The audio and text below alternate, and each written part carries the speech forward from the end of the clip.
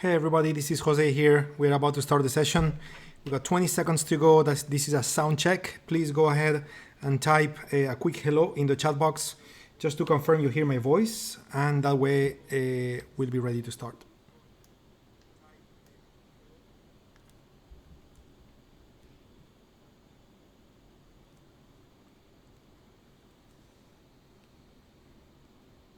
Okay, very good everybody. Thank you so much for that. Bojan, how are you, my friend? Very nice. Good morning everyone if you're in the US. Good evening if you're in Asia. And good afternoon if you are in the European zone. Or anywhere in the world as well. Anyway, so let's begin our session today. Today we are getting together for longer term purposes. Today it's November 5, 2019, and I didn't say my name. My name is Jose Blasco. I will be your guide. And again, we're going to be exploring the world of options today, looking for directional and non-directional opportunities as well. Very nice. I can see your names in the chat box there. Tui, nice to see you. Dirk, nice to see you. It's a pleasure. Okay, so let's begin the session. We have a disclaimer. I'll do this quickly. The following videos, clips, demonstrations are for educational and instructional purposes only. Traditive provide these videos purely for the purpose of demonstrating a method of using the product. Users understand that all the content used in the video is purely for demonstration purposes only and is not a guide and does not provide any indication or prediction of actual results. As a user, you understand and agree that hypothetical results obtained through a demonstration do not indicate in any way the results you may receive on using our products. That's it. That's the introduction, and therefore we are ready to go. Okay, here's our trade station. On the left, as always, when running the longer term sessions, we have the scanner. The scanner has been executed already on my end before the session started, looking for opportunities. And more specifically, as we always do, we'll be focusing on the directional opportunities here, debit trades, and also focusing on the bottom part, which are the credit trades. Oh, I just clicked on the wrong place. Sorry for that. Bottom part, which is the credit trades. Where normally our main interest is going to be non-directional, pure non-directional trades, leaving the neutral trades that provide a little less credit only for the case that we don't find anything valid in the non-directional after using the non-directional filter. Okay, so basically we're going to be working on those three rows: directional, long, directional, short, non-directional, and as I said, leaving neutral just in case they are needed. Okay. Good. Frolian, how are you? Very nice to see you as well. So anyway, so let's begin the session here. And we know we got 28 minutes before the market open. We also know that 10 minutes before the market open, which is 18 minutes from now, the options chain will reset. So I would like to use the next 18 minutes to begin planning for non-directional trades. Then we'll stop when the option chain reset. We'll move into the world of directional trades long and directional trades short, because to plan those trades, we need to do more work with the charts. So we'll do that analysis while the option chain is being reset. And then when the market opens, we will be working and completing everything we started in this initial part of the session. Okay, so we can execute whatever we found that meets our rules. So anyway, we are about to begin looking at those non-directional trades. Of course, I also need to bring, I'm loading it on my other computer screen. We also need to load, I'm gonna use Yahoo Finance as a website that will allow us to look at, here we go, I'm just loading it here. So a website that will allow us to look at earning dates. So here is the website. I just placed it on the right part of my screen so we can see clearly the symbols on the left, and on the right we have a cell where we can input the symbol. So this tool will find the earning days for us. So then we will be able to confirm if the reason for this extra level of premium found in these options its earnings, and if that's the case, we will discard those opportunities because they will be of high risk. Okay, so we'll start as well with stocks with a value, let's call it above $100 per share. That would be ideal. The higher the price, the better, if you wish, because the higher the price, the higher the value for the options as well. And when you sell options for a credit, you collect premium and you want the greatest amount of premium as possible. So, of course, the price of the stock has a say, isn't it? So we'll start with Costco, $296, and type Costco here to find out if this symbol has earnings anytime soon. It seems that earnings took place on October 3, that's a month ago, and the next earnings will take place on December 11. So it's interesting to see that, we got plenty of dates from now, November 5, all the way to December something, so we can use November 8, November 15, November 22, so there are multiple expiration dates to be used. By the way, November 15 is probably going to be ideal in the sense that November 15 happens to be the Friday number 1, number 2, number 3, third Friday of the month. So the expiration date that falls on November 15 is actually the monthly expiration date, not the weekly, and normally we'll get more liquidity with that one. So probably that's going to be the favorite choice, okay? But before we get there, let's take a look at the chart. So we got 52% probability using pre and post market data. If we were to use regular session, 52 becomes 49. Okay, so 49, in cases of non-directional trades, we could take that, but obviously we normally go for the highest value, and certainly why not? So now, to do non-directional trades, we need to have UFOs above and below. We do have multiple green UFOs below, but as we see, we only have one red UFO. So the question is it because Costco is making all-time high? Many stocks are making all-time high at this moment in time since the broad markets are making all-time high. This, for directional traders that are long, it's a great news. But for non-directional traders like us, it may be problematic in the sense that, going back all the way to September 6, which is when the high was made. If I go back to my 55-minute time frame, I can see here, actually, September 6 is right here. Okay, that was September 6, September 9. Okay, that was the highest point. And as you can see, really, we only have one UFO. Okay, and for non-directional trades, one of the requirements that we use is to have at least two UFOs to defend yourself against a price moving against you, trying to step out of a range. So two UFOs would increase the probability of price coming back inside the range instead of breaking out of the range. Okay, so therefore, we almost got an opportunity there, but in the end is not a good one. Okay. Ray, so let me do, I'm reading your comment about Adobe, and I'm also happy to do that, but since the market will open in a few minutes from now, if that's okay, in this beginning part of the session, I would like to look for opportunities, and later on, I'll come back to your question, Ray, and if I was to get distracted, please, if you don't mind, type it again, so I will certainly be more than happy to take a look, okay? Now, the next one I would like to check is Home Depot. I'm skipping GLD because GLD is an ETF. And even though ETFs are great products to be traded, for non-directional purposes, in most of the cases, you end up with a very limited amount of premium in those options. Okay, so it's not ideal. So with Home Depot, great news. Earnings are happening on November 19. November 19 is after that November 15 date. Okay, so if we were to have a proper chart setup, we can use November 8, November 15, not November 22, because that would be after 19. Okay, but November 8 and 15, that would work as an expiration date. Again, 49.59%, that's something that makes us happy.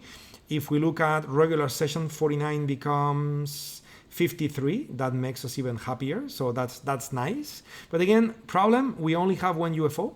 So are we making all-time high with Home Depot? And it looks like that's the case. You guys see that? Okay, it's looking like it's the case. The highest point was done in October, and we can see it here in the 55-minute time frame that I had before. And basically, the chart setup for Costco and Home Depot, it happens to be very similar.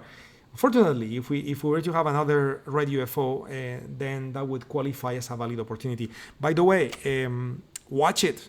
Okay, watch it. Make sure you watch it. I mean, the scanner, the TradeStation scanner, will find those opportunities for you. So it's not like you need to make a note, but keep it in your mind, because if let's say the market was to be falling today and was to drag multiple stocks together, so now we may have more UFOs, red color UFOs form on both Costco and Home Depot. And on top of that, when the markets fall, normally people get panicky and they start buying options like the world is ending, and those options gain a lot of value, and we will be very, very happy and delighted to sell them to those people, isn't it?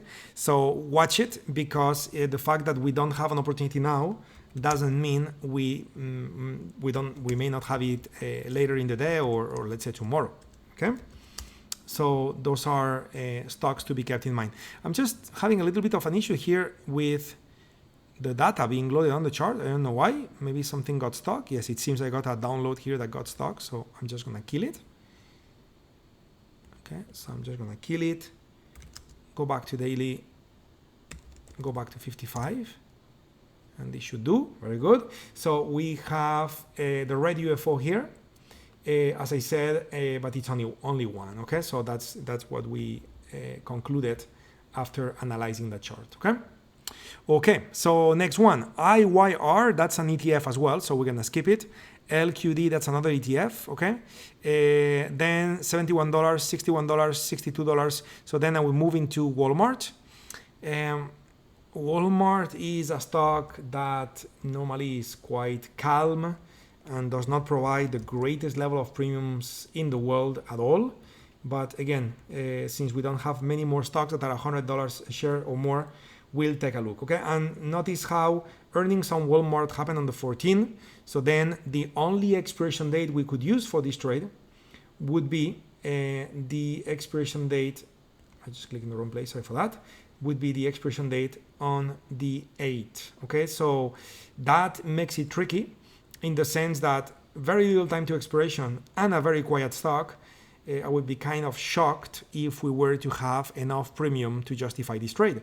But again, as I said many times in the sessions, and I'm sure many of you remember, it never hurts to double check, because most of the times it doesn't work, but the day it works, it's almost a risk-free trade. There is no such a thing as a risk-free trade, but it's one way on how to say extremely low risk. Okay. By the way, 49% is what we get when using regular session data. If we switch to pre and post market, that becomes 51.96. Okay, which is certainly better. But now the problem I have is that I have no red UFOs. Yeah. So let me see where we're at in the daily time frame. Yeah, so we got nothing. So, okay, no need to check Walmart because it's going to be basically a waste of time, okay? So anyway, so now that we concluded our list of stocks above $100 per share, so I'm going to start now with ATVI to see if those other stocks that are lower price points do allow for an opportunity, okay? So November 8th would be ATVI, okay? So then that doesn't work because obviously November 8th is next Friday, okay? And so we cannot use expiration dates that happen to be after earnings, okay? So November 8th is after earnings, so we are not gonna do it. What else do we have? So then we'll look at MTCH, Match Group, okay? Which this is a stock for which I have myself personally never traded options on. There are so many stocks in the US market, isn't it? 9,000 stocks that, sometimes, stocks that may be a little newer, you may find yourself trading them for the first time, okay? Which is the case with that stock for me. So November 6th, okay? That's the earning date. Of course, we cannot use that stock because of the same reason as before. So then we'll check SO. So loading SO.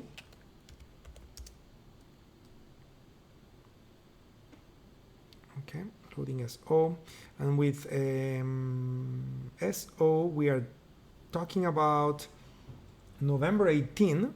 Sorry, February 18 is the earnings. The earnings took place on the 30. That's like 5 days ago, and still volatilities are very high. That's quite interesting. And normally is not the case. Okay, so we got 49% with pre-post market. With regular session, 49 becomes 62. That is much better. Very high value for a stock, okay? That's not normal to have such a high value with a stock, which basically represents a lot of institutional trading coming into that stock, which is not a surprise when you see this price. Look at this. My God, what a vertical move. We don't see that so often, isn't it? So anyway, so yeah, so that stock is making all-time high, and in that situation, it's going to be a great stock to trade directionally. But when looking at it from a non-directional point of view, we don't have red UFOs. Well, it seems that today the market is willing to make it a little complicated for us. We may need to rerun the scan for non-directional trades as the market opens to see if we can find more opportunities. And if not, we'll then move into neutral trades when it comes to collecting credits, okay? Okay, so we have a Square, INC. So let's take a look at earnings dates, SQ. Okay, so SQ have the next earnings set to be on November 7th, so we cannot use it either, okay? Okay, well, we concluded the list even before the key 10 minutes that take place before the market opens when the option chain resets. That's normally when we get stuck, right? Today we didn't get stuck because we got no for an answer for all those non-directional opportunities, okay? For a reason or another, none of them are valid candidates for our trades for non-directional purposes, okay? So again, what I will do is, number one, I will wait until the market opens and then run the scan and see if we got new symbols, okay? It's very convenient with TradeStation. You will see that later. The new symbols, if any, will show up with a blue color background instead of the black color text, and therefore, actually not the background, the font will be blue color, the background will still be white, and but you know, just because of the color, we'll know there are new opportunities, and therefore we'll be able to assess if those potential new opportunities are valid or not. And if not, option number two, as I was saying before, will then move into neutral trades. Okay, here you can see here the blue ones; those are the new since the last time. So we'll be looking at the blue, at the neutral trades and looking for credit opportunities. Okay. In the meantime, our focus will be directional. Okay, so everybody, 3, 2, 1, 0. Let's change hat. Okay, so we just changed hat from being credit traders looking for non-directional opportunities to being directional traders looking for longs and shorts, okay? That's what we're doing now. So let's begin with the longs. So from top to bottom, American Airlines, what do we have? We'll focus on the climate, okay? So what a beautiful move. 18 candles into the climate when the climate was expected to be 4. That is an intensive move, not a joke, okay? Well, that's nice to say, but at the same time, that means that we are late to the party in that particular stock, okay? So we're not gonna touch it, okay? We're gonna leave it alone. So we go for the next one, ABBV, okay? And by the way, everyone, please give me a quick confirmation. I know that I haven't got deep into anything yet, but a quick confirmation so I know that you are following my pace. And if I was to go a little too fast, please let me know. I am supposed to be quite, how do I put it? I am supposed to not to be too slow today, let's put it this way, since the goal is to execute trades when the market opens. So I need to move, but at the same time, if I am having someone getting lost because I am moving too fast, then I need to know. So please type it on the chat box. And if it's fine, just please type fine. I will also appreciate your feedback. Thanks a lot, everyone. Very nice. So ABBV, what do we have? Okay, we have another situation with ABBV with 15 candles out of 4. So again, that climate is certainly too stretch. Yeah, I'm seeing your comment there. I know. Yes, I just cannot speak slow, isn't it? Yeah, and so it's a little problem, right? Because first, I cannot wait to share all my thoughts, and of course I can only share one at a time. And at the same time, the passion I have for trading certainly doesn't help my speed of teaching. And then on top of that, I got an accent. Okay, so well, hopefully that keeps you on your toes. Okay, and you are listening carefully. Okay, I guess everything in life got pros and cons. Hopefully that's helping. Thank you, guys. So anyway, so ABBV very stretched as well. So we move to Ali. And looking at Ali Financial, and what do we have here? So here we have a much more interesting setup from a climate point of view. We got 1 candle out of 5. Okay, so this stock just recently changed its own climate and change direction. So this opens the door for us to look into potential opportunities to enter a trade. Now, when looking at that stock from a regular session point of view data, we get stats, UFO performance stats of 54%. When looking at pre and post market, we get 49. Okay, so 49 is not valid because it's below 50, right? And we have a very strict rule there. We never take below 50 for directional. So we will need to use that one, and that one offers a UFO located at 31.5. Okay. Now I do have an issue, even though probably is not. We'll need to confirm that later on, which is the fact that right now the average is pointing at 31.18, which is somewhere in here, a little bit of in the middle of nowhere. Now, when the market opens, okay, 10 minutes from now, we're gonna have a new tick on that stock, which is looking like it's gonna be 0.03% up. The moment this happens, the average will update, and probably the average will also tick up. If that average ticks up, and that average is now pointing at, let's say 31.60 or something like that, and those values are around that UFO, then we'll think of Ali as a potential valid opportunity, okay? But right now, the average is far away from the UFO. So I just made a note for myself to go back after the market opens and recheck where that average would be, and therefore confirm if we do have a trade or we don't. It's not looking too bad, okay? But we don't know yet. So in the meantime, we'll change to Bank of America. Okay, and from a climate point of view, nice, okay, nice one. That market was super stretched, got a pause, and now seems to be back in action, okay? So yeah, so we have a up climate here. First candle into the climate, first candle out of 6.82. Okay, so looking good from a probability standpoint. Still pending data here, so we still need to wait a little bit for all the data to be loaded. Okay, for all the data to be loaded. Okay, regular session data provides 55%. That's quite nice. And when moving to pre-post market data, 55 becomes 58, which is even better. So lots of money entering that stock. Okay, this, by the way, it's another way to use UFO performance stats. Okay, normally we use it for calibration purposes, isn't it? But it's also one way for you to understand what's going on with the markets. Okay, and you know, many people out there, market analysts and so on, they talk about sector rotation, but they talk about it after the fact. Okay, so this is a little bit of an insight that we have.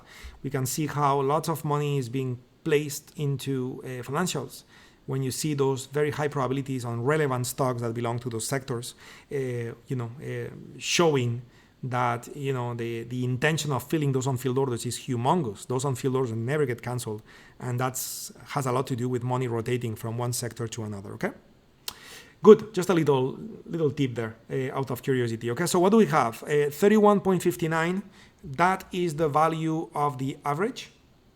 We have an average here which is 78. Okay, so it's not like 59 is so far away, and certainly when that stock opens 0.5% up, I'm pretty positive the average will be lining up that 31.78. So we are very likely going to have an opportunity with Bank of America, BAC, but just like I said before, we'll come back later and check again, just to double check and confirm.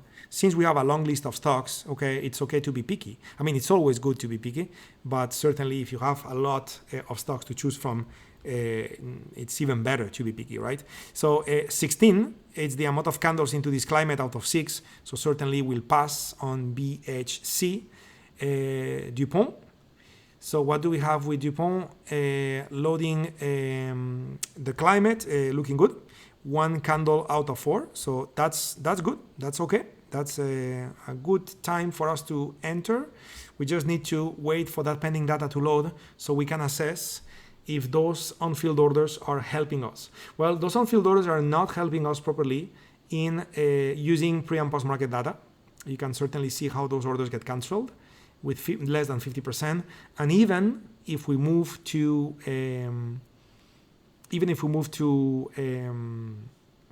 regular session times data, we don't have the 50% that we need.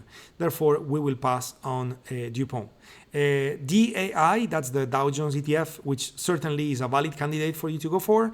Personally, I prefer to use individual stocks because you get to gain more volatility, more speed of movement on those stocks. And since we don't need to be so precise when using options, because we can use options without the stops, isn't it? So if the UFO you picked fell and the next one works, you're still in the game. So I rather use stocks, but certainly you can apply the same thing I'm doing with stocks to ETFs. As a little bit of a bonus comment, okay, I would say that if you're gonna use DIA, typically you will be quite disappointed with the performance stats that you're gonna get, okay? Just like if you were to use GLD, like the gold ETF. So most of the ETFs will give you performance stats which are normally poorer compared to many of the stocks. And you would think, how can that be? Okay, so I just want this to be loaded and you'll see. So we got 51% probability, right? So if I change to pre-post market, 51 becomes... Okay, and by the way, we have the S&P ETF here, SPY, so the same applies, okay? Just waiting data, here we go. So we got 51, 52%. Earlier we saw stocks that were 58%. We even saw a stock that was 62%. So you would think, how can that even be possible? The Dow Jones is such a larger market compared to some stocks. How can those probabilities be lesser, right? And the reason why is because in the futures markets, most of those ETFs trade 24 hours. So here you don't have visibility of that, okay? And therefore, if you were to trade ETFs or options on ETFs, my suggestion will be to do trades like this, okay? I'm just deviating a little bit here, but I know that we have some options lovers here, and I wanted to just share with you a little tip before I go back to the charts. So let's say you are using let's say you're using December 31st, right? And you are buying a call. So I'm just gonna copy the symbol, just as an example, okay? So let's say you wanted to place an order here. Here we go. You wanted to place an order, an option order, okay, with that particular option, okay? Which I just placed in here. So what you would do, what I would recommend you to do is, instead of using DAI as your charting symbol and pick these values to 7026 to time your entries, okay? What I would do is go ahead and use YM, which is the future symbol. You will see much better performance stats with futures, because now you do benefit of the whole data available during 24 hours, actually 23 hours. Futures trade 23 hours a day. And let's say you wanted to take this trade when it gets to that UFO, okay, you see 62.86, you see a big difference? So when you see that UFO 27235, okay, so then what you could do is use an advanced order, okay, for options, okay, use an advanced order. Okay, you are about to buy the diamonds call that belongs to the equity, right? You get filled during market hours. Okay, this is not 23-hour trading a day, but you would just set an activation rule to buy. Okay, if the YM symbol was to be lesser or equal than 27235. Okay, so if you were to do that, basically you are buying an ETF option based on futures prices, okay, which again is going to give you the benefit of 62% probabilities versus 51.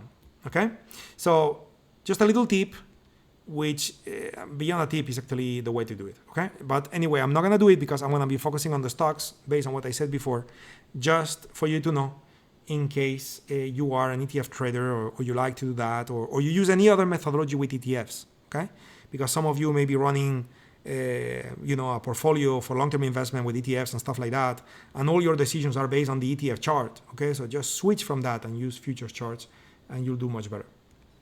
Anyway, so Facebook, 46% using regular session, pre-post market is 56, that's much better. Now, we are a little exhausted here with the climate.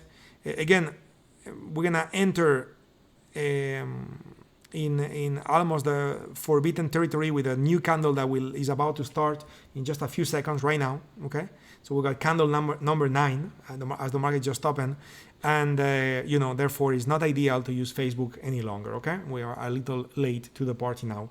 A little before was good. Okay, maybe on that day. Okay, maybe on that day on 10:30. Okay, that was a great idea around here. Okay, with those UFOs. Okay, but at this moment in time, it's not a good idea any longer. Okay, so anyway, so market open, so we got market data again. So what I'm gonna do is first begin running the scanner for non-directional trades. Okay, and while this is happening in the background, I'm gonna go back to Ali. We said that maybe we have an opportunity with Ali, so let's double check that. Okay, so loading the chart.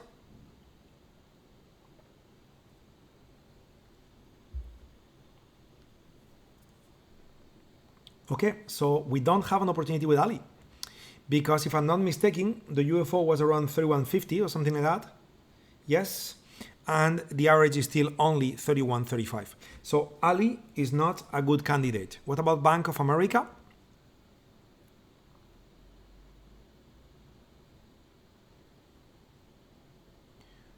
So Bank of America, 3181 is the new value for the average now that the market opened. And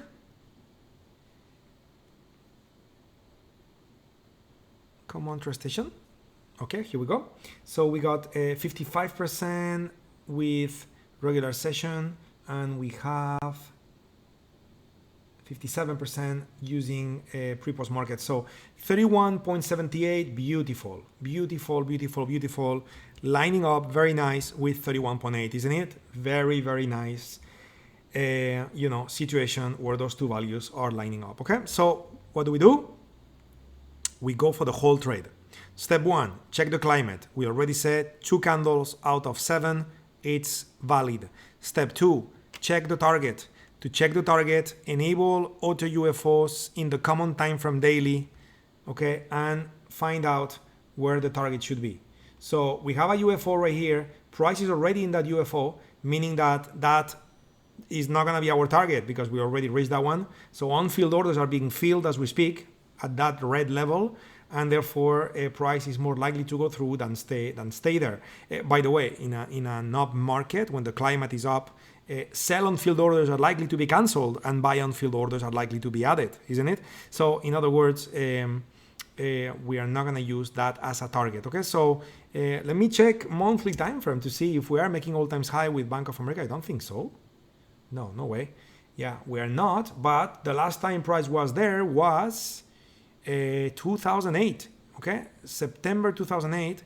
Okay, so let me load data all the way to, let's say, March 08. Okay, I'm gonna load data all the way there. That is many candles. Okay, that is many candles. So to avoid problems, I'm gonna disable AutoUFO. I will then change the date. So first date, actually I want daily, and then the first date I want it to be April 1st, 2008. Okay, and this is loading, and the moment this is loaded,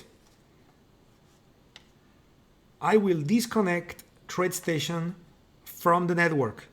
Okay, so I can run AutoUFOs without updates because we've seen that before.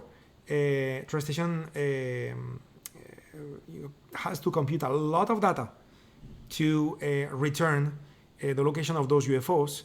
And if the market is open and you have all that data being processed and you have so much data on your chart, at times it may collapse TradeStation given the 32-bit architecture. So in order to avoid that issue, one little trick is once you have downloaded your data, it's to go ahead and disconnect yourself from the network. So the only time AutoUFOs are calculated is once, because there is no updates in the network, okay?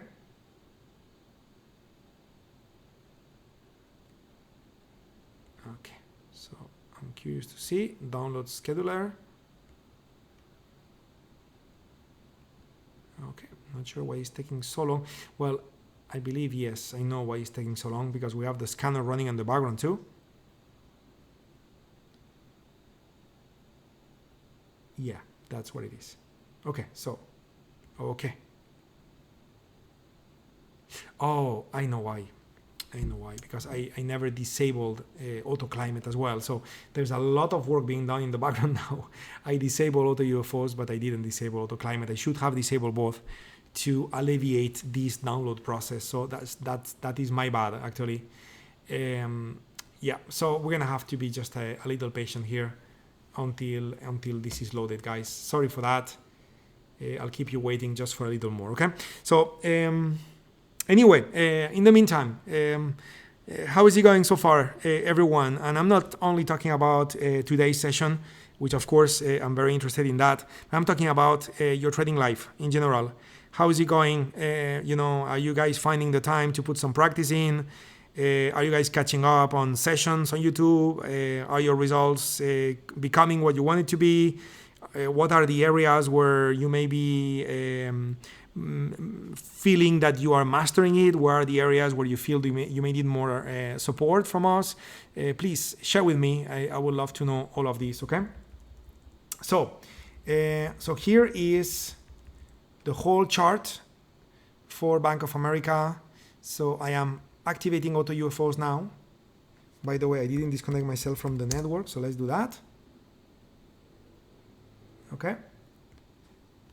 And the next UFO, as you can see, is found up there for Bank of America, located all the way at 39.39.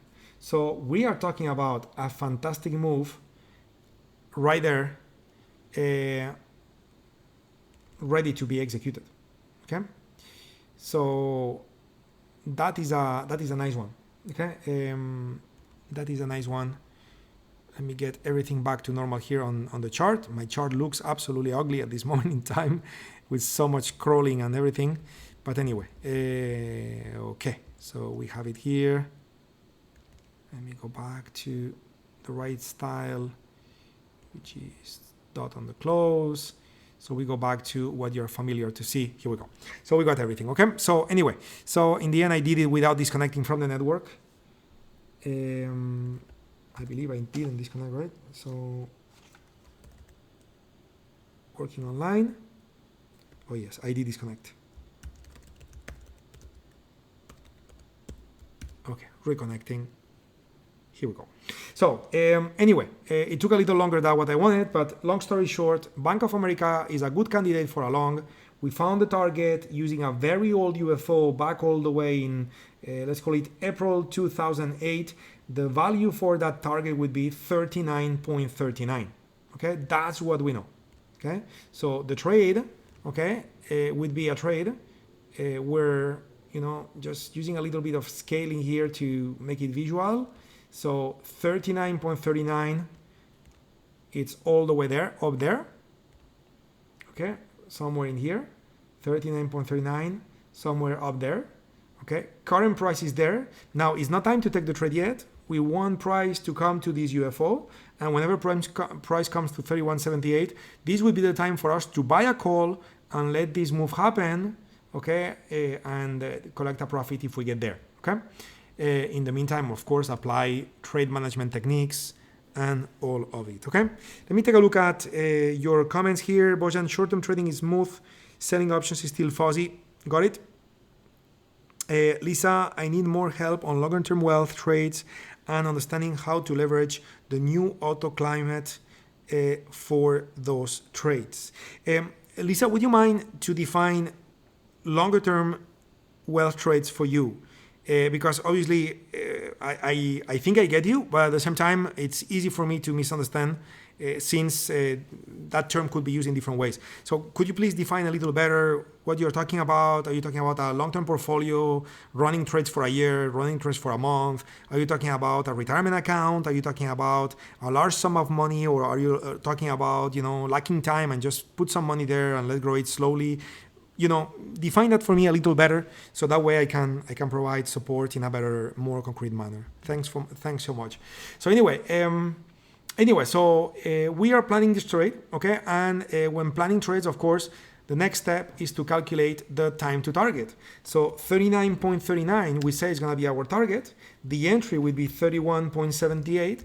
Therefore, we are dealing with a $7.61 move.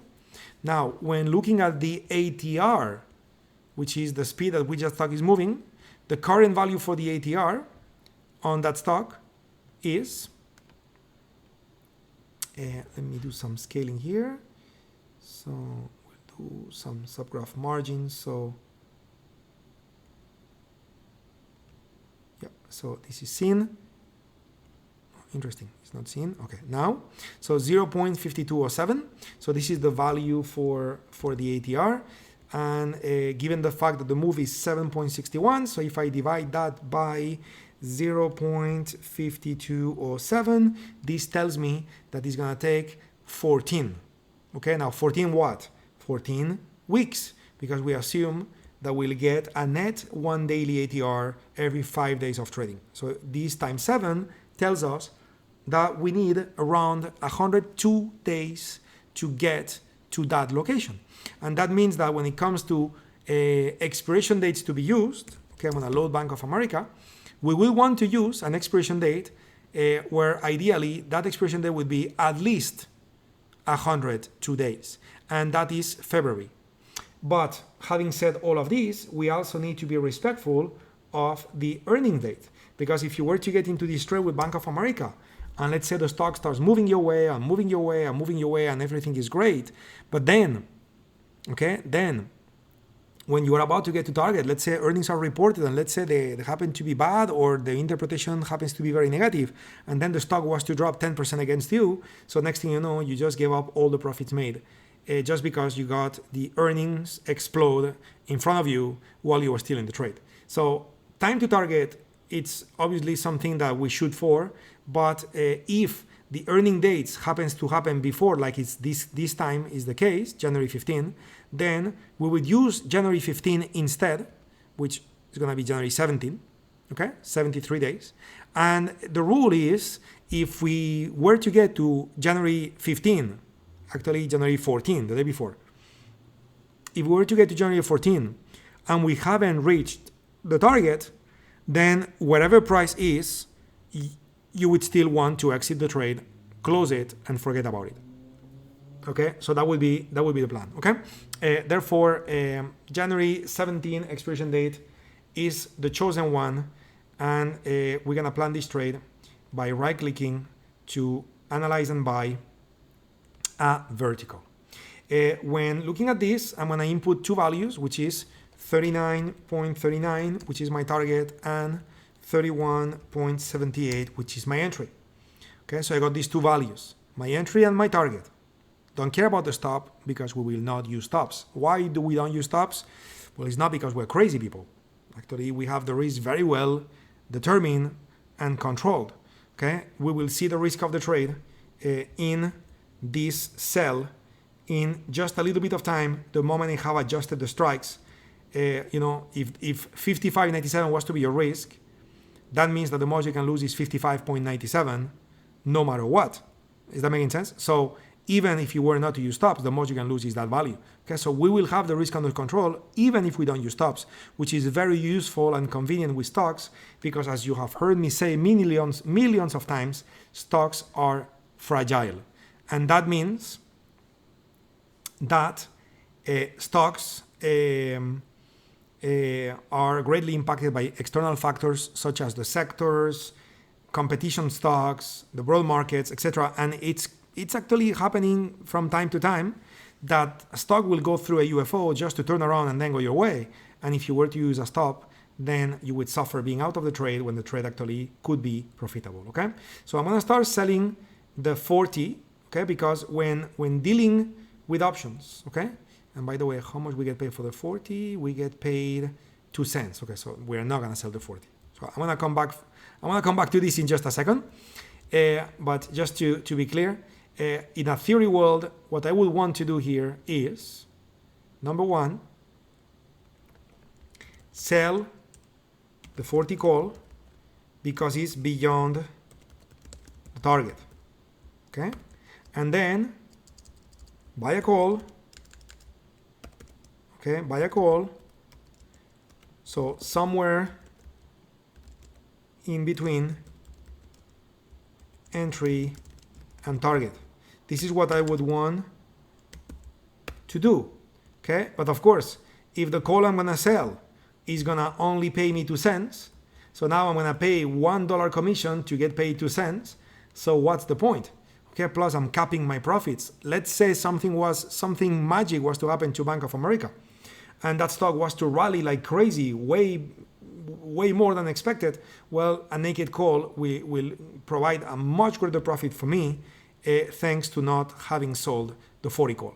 If selling the 40 call was to provide much premium, so then we'll do it and it will be worth it. But since we only get paid 2 cents, then forget about it. We are just gonna buy a call in this trade. We are not gonna do a spread, buying a call and selling a call. We are just gonna go ahead and buy, okay, just analyze and buy a single call. This is going to be the trade. Now, when buying a single call, the next question that we need to answer is which one? Well, which one is always 2 answers, expiration and strike. Okay, well, the expiration we already said, January 15, and we said why. So that's clear. But strike, okay, I came up with 33 just because I picked one random one. That's not the way to do it.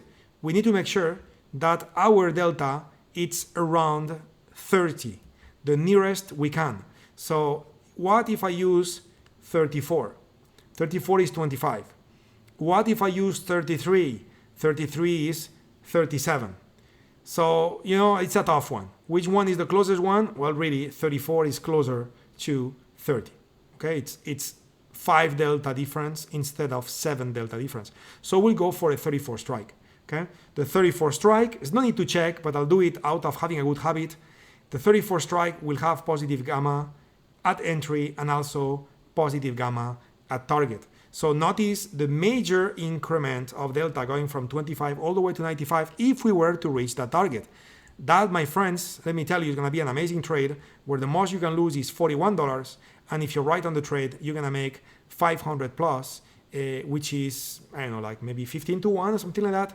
It's a beautiful, beautiful, beautiful trade, okay? With very low risk, okay? $41. So anyway, so this trade is a valid trade to be taken. I'm just going to place the order. Place the order to buy the 34 call. Of course, we're going to do this with an activation rule.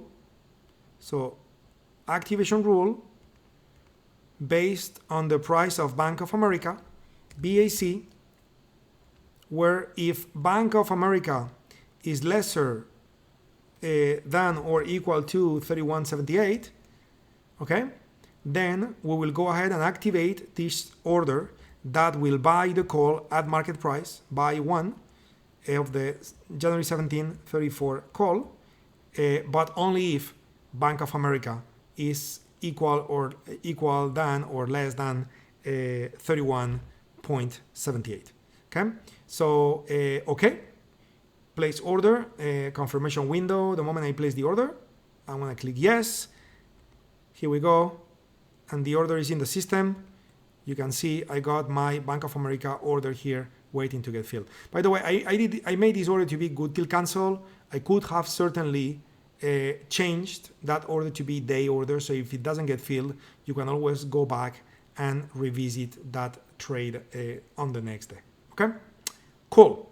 Okay, all good, my friends. All good, my friends. Okay. Good. So back to the charts. And back to more trades. Our scanner, by the way, finished. Okay, let me see. We got 10 minutes to go. Let me take a look at your messages here. Pansy, still listening and learning. Enjoy your sessions. Thank you very much, Lisa. I mean, using longer-term large sums of dollars using the INV wealth scans. Oh, okay. I got you. Well.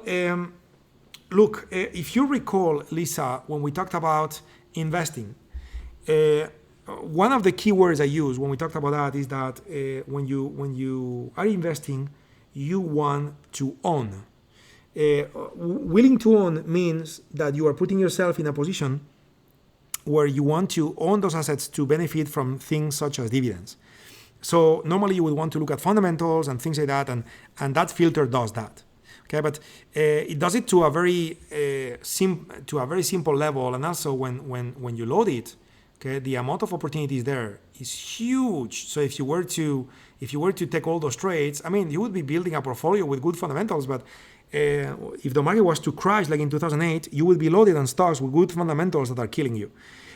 So it would not be recommended. So really, we will need to conduct additional sessions on how to take care of that. And unfortunately, I will not be able to cover that now in the longer term sessions because we will need to cover more material. Okay, but it's good for me to know that you guys need that, because that way I will plan to build sessions of this sort in the future, so we can also deal with those larger sum portfolios where we are adding some of those markets that you want to own, but do it in a way that is very smart. Of course, you are guessing it. We're going to be using options to do that too, right? And then if you own it, you own it, but you're going to own it at a much better price, and approach it in a much more efficient way. Okay, so I got your message, Lisa, and certainly I'll keep that in mind. And when possible, count on me. We'll run sessions like that, okay? Brian, how are you, my friend? So nice to see you.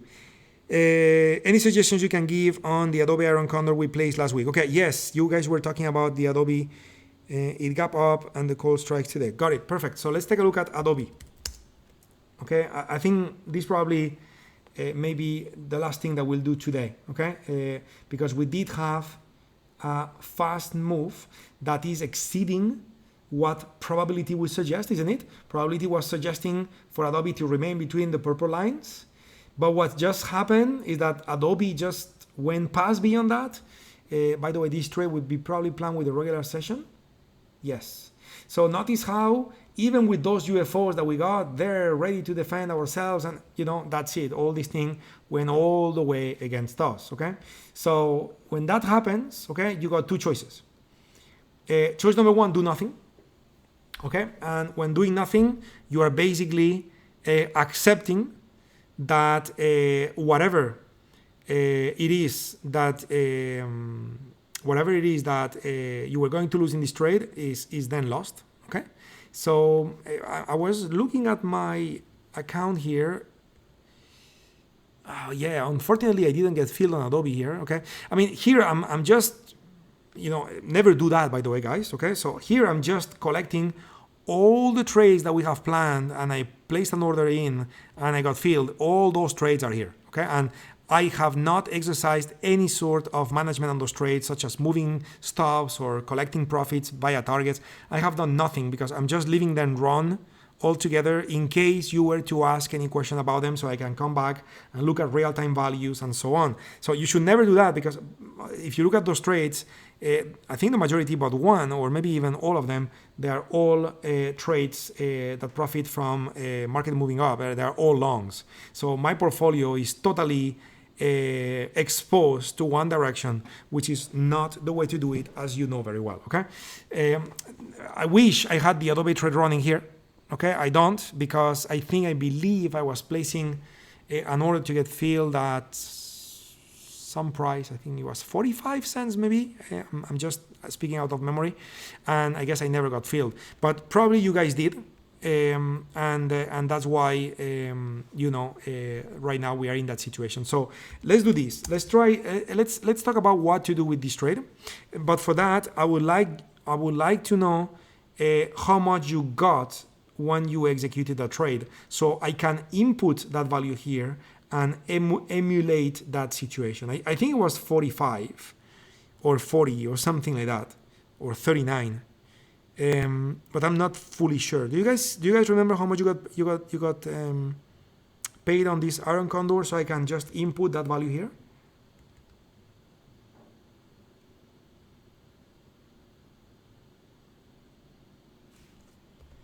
Okay, I'll just say 39. Okay, I guess you guys 38. Okay, 38. Good. So 38. Here we go. So now, if you did this Iron Condor with 38. Okay, right now, let me add a column to show the market value. So I'm going to move these up. Here we go. So the market value is 87.5, okay? Which really market value is kind of like, you can look at it like the midpoint. So the market value is 88. That one is 38, okay? So the most you could have made is 38. At the time, you took this trade knowing that the most you could make is 38, but also knowing that the most you could lose is 2.5 minus 38, okay? 2.5 being the difference between strikes and 38 being the premium taken. So in other words, the maximum risk of the trade was 212, okay? And right now you are in pain by 88 minus 38. Well, that's actually easy. It's $50. So the most you can lose in this trade is 212. Right now, this trade is losing $50 for you. Okay? So you have two ways to accept. Okay, there are multiple ways on how to address these situations. Number one, accept $50 of loss. Your range has been broken. It was not likely to happen, but it did. That may be that Adobe is impulsing, creating a new climate and pushing hard like crazy in a higher time frame, and it's going to keep going and going. And if you negate that fact, you may get hurt further beyond $50 of risk, $50 of pain. And therefore, one option is close the trade now. If you close the trade now, you lose $50. That's it. You knew the most you could lose was 212. You lost 50. It's not the best outcome, but that's what it is. It's part of trading. Close it and you're done. That's option number one. Option number two, as Deer is suggesting, is that you could roll up the put side. Okay, so you could roll up the put side. In other words, you could look at probabilities. Okay, probabilities suggest that from now until expiration, you should not go below 277.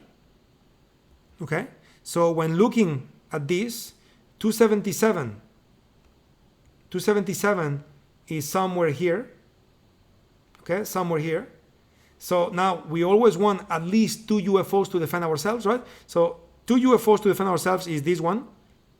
That is 260. So you can go ahead and look at the 260. The 260 using November 8th expiration. I need to load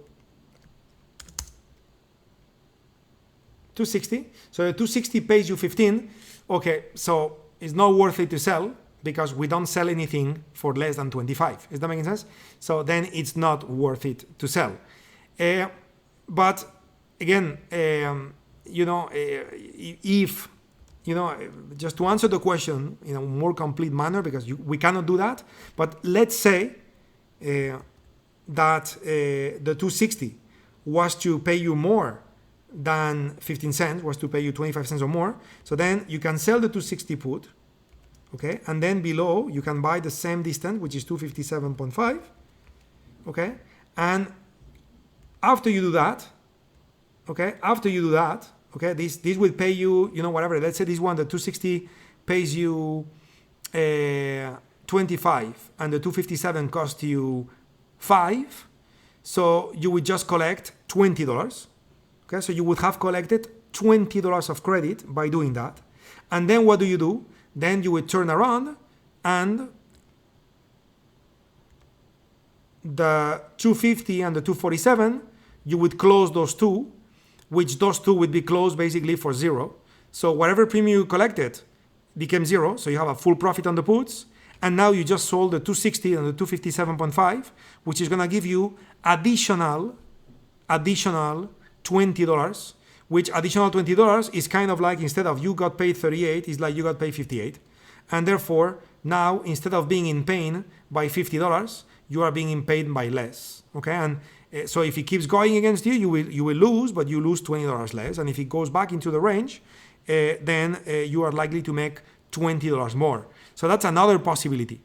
Okay, that's another possibility, which is not applicable today because we are not getting the 25 cents for the put. So what is the last choice? Well, the last choice is to switch to damage control mode, right?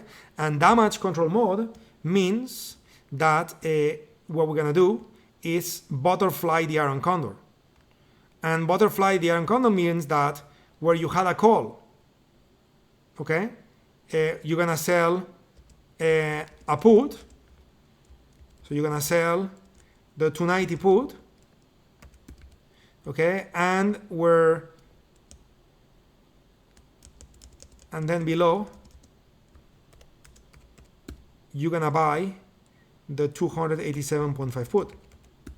So you would close the put side below, and therefore whatever you made on the puts, you keep it, okay?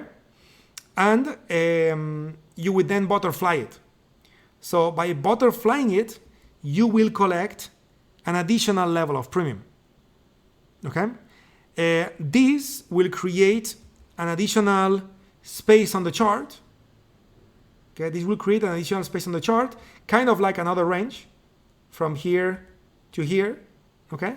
Where, you know, now you're giving yourself a little bit more room for breathing in that particular sense. One way on how you can think about it, okay, which by the way, I never use that function, but it's very visual. So you could add a study with TradeStation. And by the way, Lisa, and some more of you, probability map, that's what I wanted to do. We may start using some of the normal distribution or normal range indicators in TradeStation instead of using the historic volatility calculations on OptionStation Pro, because I am seeing some divergences in the calculations and I'm a little bit concerned. Okay, so if you were to look at the daily time frame and apply a normal distribution, okay, and if you were to look at November 8, which is right there, okay, so what this tool is telling you, okay, again, personally I like to do this better with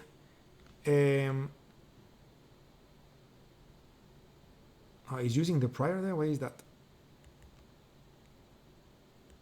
Okay, so yeah, so we're gonna do it today because it's using the prior data to begin the calculation. But basically this projects into the future where price should be based on a normal range, a normal distribution, and it could give you a feel for how far price can go, and then use UFOs above and below. Okay, kind of like the same concept that we do with the option chain. But anyway, I'll look at this more in depth because just for everybody to know here in the group, Lisa and also Dirk and a few more of you have identified a few differences between different trading platforms when it comes to some statistical calculations, and that raised a little bit of concern on my end as well as you, and I want to look into that more in depth, and I will give you an answer, and I will give you an alternative way on how to look at this, okay? But anyway, so coming back to what we're doing here, okay, so butterflying it would give you an alternative way on how to give yourself a little bit more room for this to keep breathing until now and Friday, and hopefully overcome the problem that this trade created. Now, this would only work if, or this would only make sense if butterflying it don't increase your initial risk. Remember, your initial risk was 2.5 minus 0.38, which is $212. So if butterflying, okay, was to add risk, then you would never want to do that, okay? So let's go ahead and assess this butterflying effect, okay? And I'm gonna do that by selling a vertical, and I'm also gonna sell a vertical with the calls, and you'll see why in a second. This is a little advanced, okay? And hopefully, guys, I'm not going too fast in ways that I totally lose you, because, you know, the problem I have is that I know that Brian got filled with the Iron Condor at 38. But the problem is that I don't know how much the price of the calls were and how much the value of the puts were. So what I'm going to do is I'm going to look at it from this point of view. I'm going to do 290, 292 with a Actually, that needs to be with the call side. Good. So with the put side, it needs to be 250-247.5.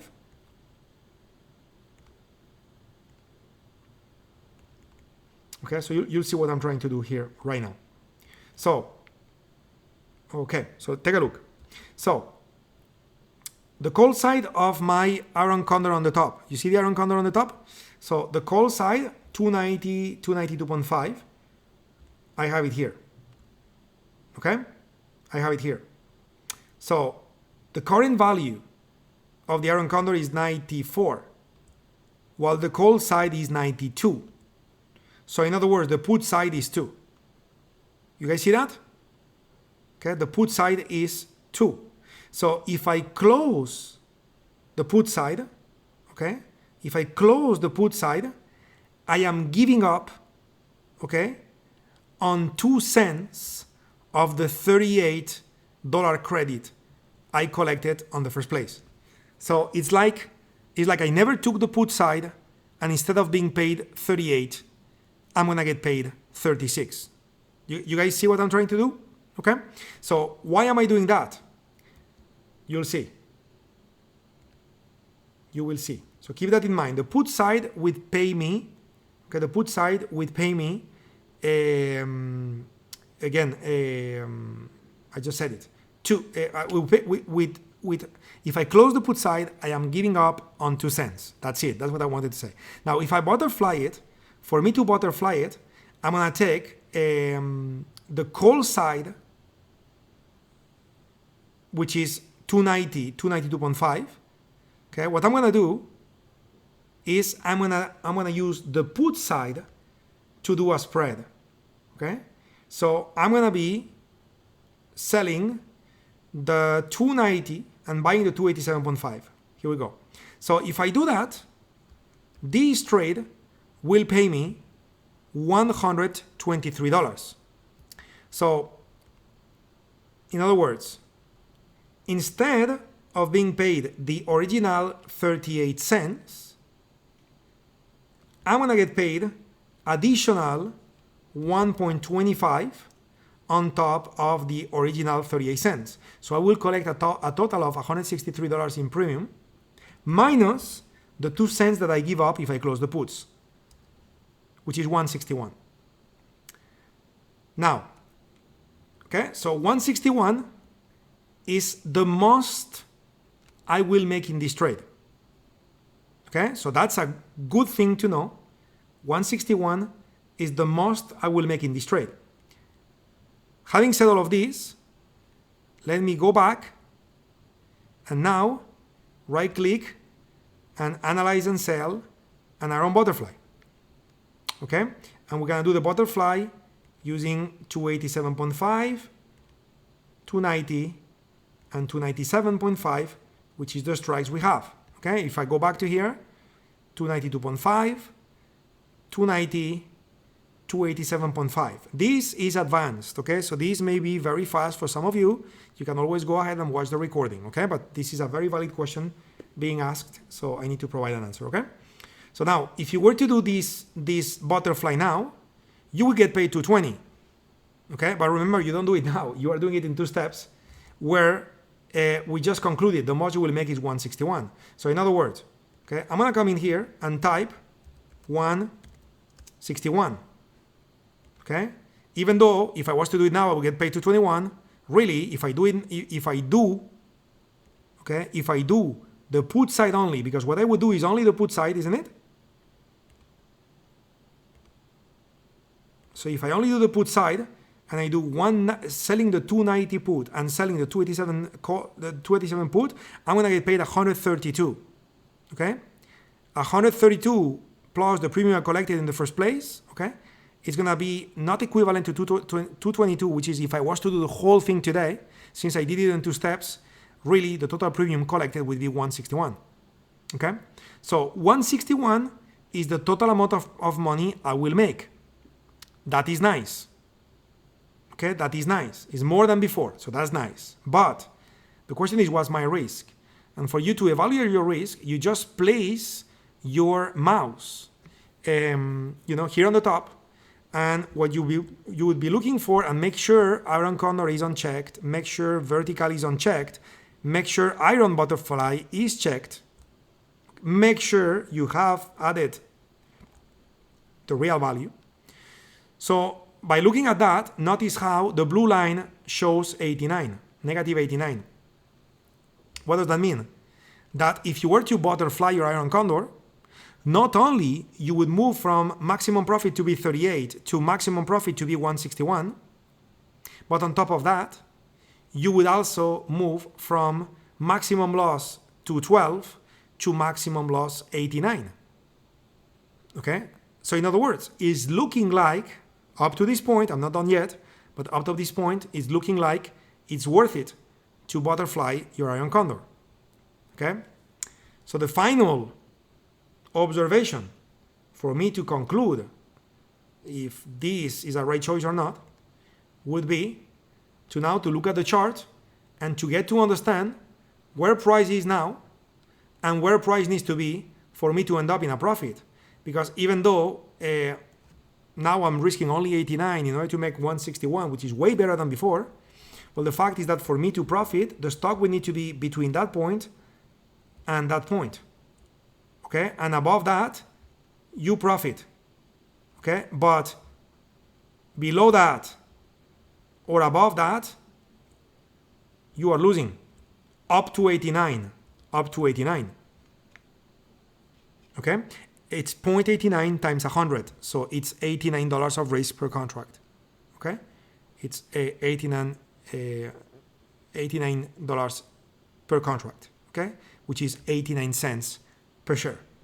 So so that point here is 288, and that point here is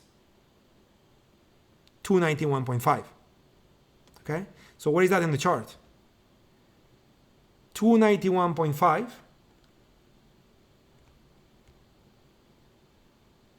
is right there. 288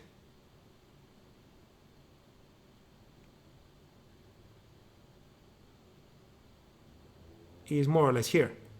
So in other words, you would only profit, okay, if that market stayed in that super tiny range where actually we are already outside the range. Okay, so you know what's the right action?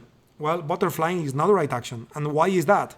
Well, the reason why this is happening is because we are just a little too close to the expiration date.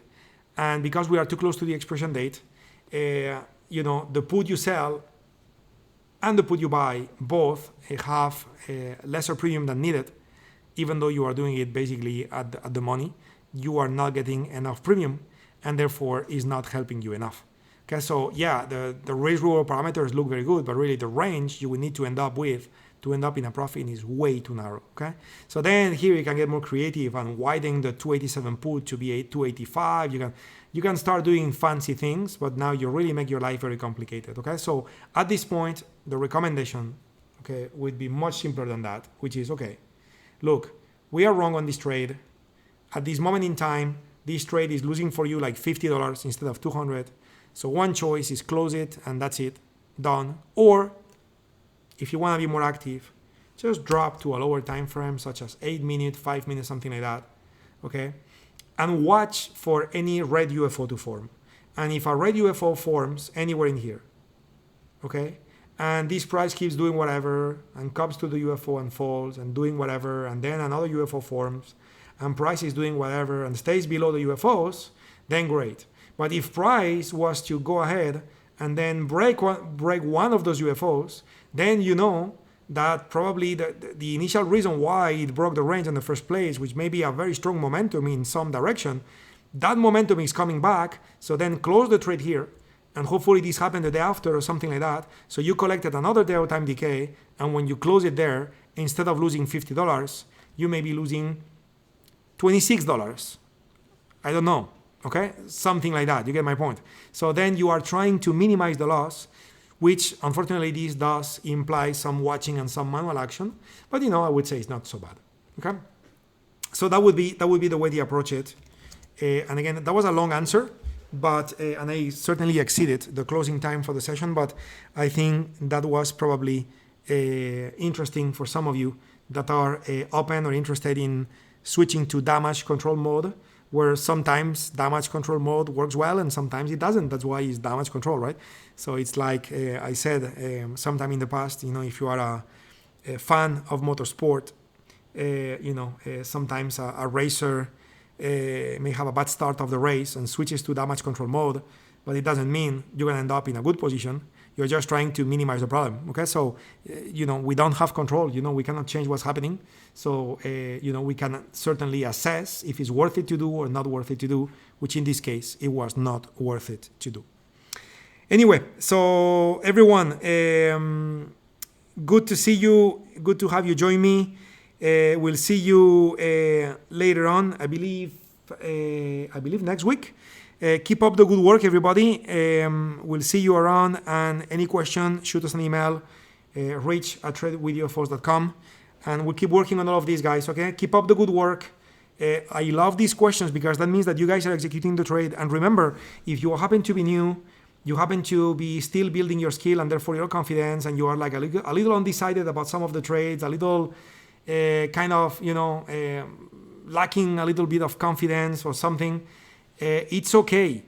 It's okay. Take the trades with paper money, but give yourself the opportunity to practice, because this is how you will fine-tune your skill that will allow you someday to begin trading live.